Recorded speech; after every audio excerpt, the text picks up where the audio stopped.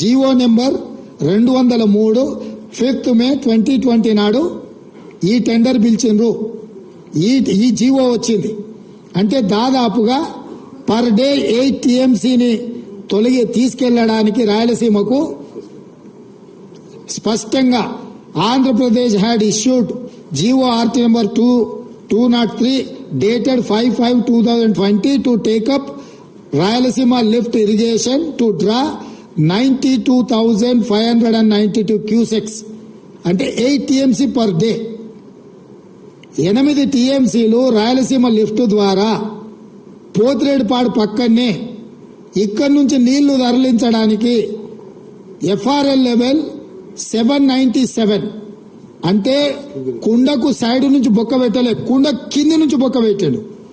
రాయలసీమలో 834 feet లెవెల్లో నీటి నిల్వ ఉంచాలి అని అంటే 797 feet దగ్గర అంటే బురద కూడా తరలించకపోవడానికి రాయలసీమ లిఫ్ట్ ఇరిగేషన్ కు May 5, 2020 నాడు జీవో నెంబర్ 203 విడుదల జరిగింది. జగన్మోహన్ రెడ్డి గారు ఆంధ్రప్రదేశ్ ముఖ్యమంత్రిగా ఈ కార్యక్రమాలు చేపట్టిండు.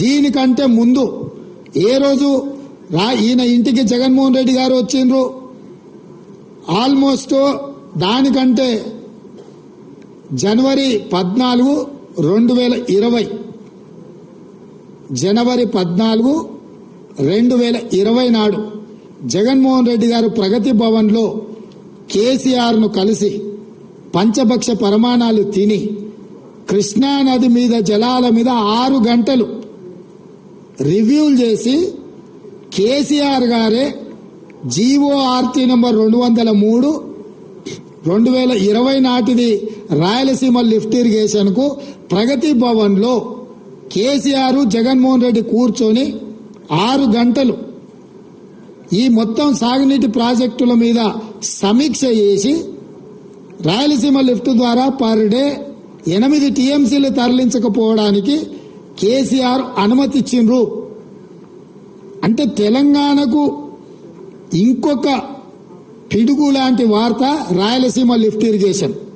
తండ్రి పోతిరెడ్డిపాడు పొక్కబెట్టి 4 TMCలు పర్ డే తరలించకపోతే కొడుకొచ్చి కేసీఆర్ ఇంటికే వచ్చి ప్రగతి భవన్ లో ప్రజల సొమ్ముతో కట్టిన ప్రగతి భవన్ లో వీళ్ళిద్దరు పంచభక్ష ప్రమాణాలు తిని 6 గంటలు కృష్ణానది జలాల మీద చర్చలు చేసి రోజుకి 8 TMCల నీళ్లు రాయలసీమ లిఫ్ట్ ద్వారా తరలించకపోవడానికి కేసీఆర్ అనుమతించి కేసీఆర్ ఇంట్లోనే ఆమోదం పొందిన జీవో 203 మీకు May 5, 2020 నాడు దీనికి ఆమోదం పొందారు.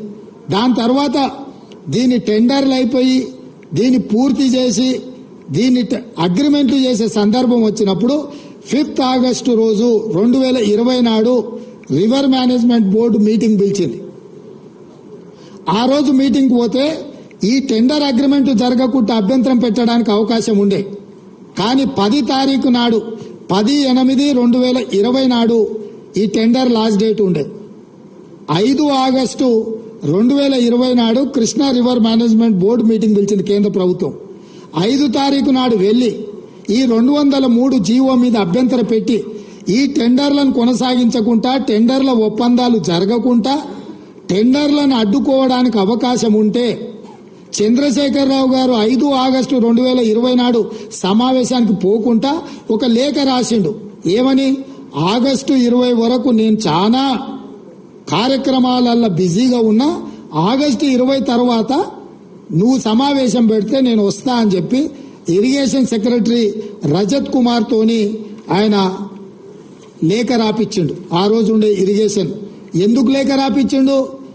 10/8/2020 నాడు ఈ రాయలసీమ లిఫ్ట్ ఇరిగేషన్ టెండర్లు తెలిసి ఒప్పందాలు ఈ లోపల అయిపోతాయి, మెగా కృష్ణారెడ్డికి కాంట్రాక్టులు కట్టబెట్టిన తర్వాత అప్పుడు పోయి మాట్లాడవచ్చులే అని చెప్పి కేవలం కమిషన్లకు లొంగిపోయి జగన్మోహన్ రెడ్డితోని చీకటి ఒప్పందం చేసుకుని 5th ఆగస్టు 2020 నాడు రివర్ మేనేజ్మెంట్ బోర్డు కేంద్ర ప్రభుత్వం పిలిచిన మీటింగుకు వెళ్లలేదు. మీటింగ్ లో రాయలసీమ లిఫ్ట్ మీద అభ్యంతరం పెట్టలేదు. అందుకే 10 ఆగస్టు 2020 నాడు టెండర్లు తెరిచిండ్రు. టెండర్లు ఒప్పందాలు జరిగినాయి. రాయలసీమ లిఫ్ట్ 8 టీఎంసీలు తరలించకపోవడానికి పనులు పూర్తి అవ్వే పరిస్థితి వచ్చింది.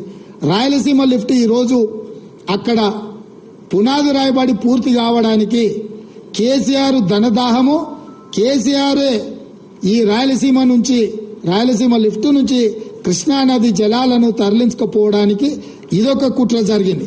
అదేవిధంగా చంద్రబాబు నాయుడు గారు ఉన్నప్పుడు ముచ్చుమర్రి కట్టిండ్రు. ముచ్చుమర్రి కూడా సేమ్ 800 ఎఫ్ఆర్ఎల్ లెవెల్లో 800 ఫీట్ల దగ్గర ముచ్చుమర్రి నుంచి రోజుకు 1/2 టీఎంసీ పైన తరలించకపోవడానికి చంద్రబాబు నాయుడు గారు కూడా ఆయన చేతనైన దెబ్బ చంద్రబాబు నాయుడు గారు కూడా వేసారు. చంద్రబాబు నాయుడు గారు 1/2 టీఎంసీ దెబ్బేసినప్పుడు చంద్రశేఖరరావు ముఖ్యమంత్రి, హరీష్ రావు సాగునీటి పారుదల శాఖ మంత్రి, జగన్మోహన్ రెడ్డి గారు 8 టీఎంసీలు రాయలసీమ లిఫ్ట్ ద్వారా తరలించకపోవడానికి వచ్చినప్పుడు ముఖ్యమంత్రి, సాగునీటి పారుదల శాఖ మంత్రి చంద్రశేఖరరావే. అంటే ఈరోజు దాదాపుగా 12-13 టీఎంసీల నీళ్లను, అది పోతిరెడ్డిపాడు కావచ్చు, రాయలసీమ లిఫ్ట్ కావచ్చు, లేకపోతే ముచ్చుమర్రి ప్రాజెక్టు కావచ్చు, ఇవన్నీ నీళ్లు తరలించకపోవడానికి 2004 నుంచి 2023 వరకు ఈ మొత్తం రోజులల్లా పోతిరెడ్డిపాడు రాజశేఖర రెడ్డి తీసుకుపోయినప్పుడు కేసీఆర్ కేంద్ర మంత్రి, హరీష్ రావు రాష్ట్ర మంత్రి. 2014 తర్వాత జరిగిన ముచ్చుమర్రి కావచ్చు, రాయలసీమ లిఫ్ట్ కావచ్చు, ఈ ప్రాజెక్టులను అన్నిటినీ మొదలుపెట్టింది, పూర్తి చేసింది, కృష్ణానది జలాలను తరలించకపోయింది చంద్రశేఖరరావు అధికారంలో ఉన్నప్పుడే, ముఖ్యమంత్రిగా ఉన్నప్పుడే ఈ మొత్తం తతంగం అంతా జరిగింది.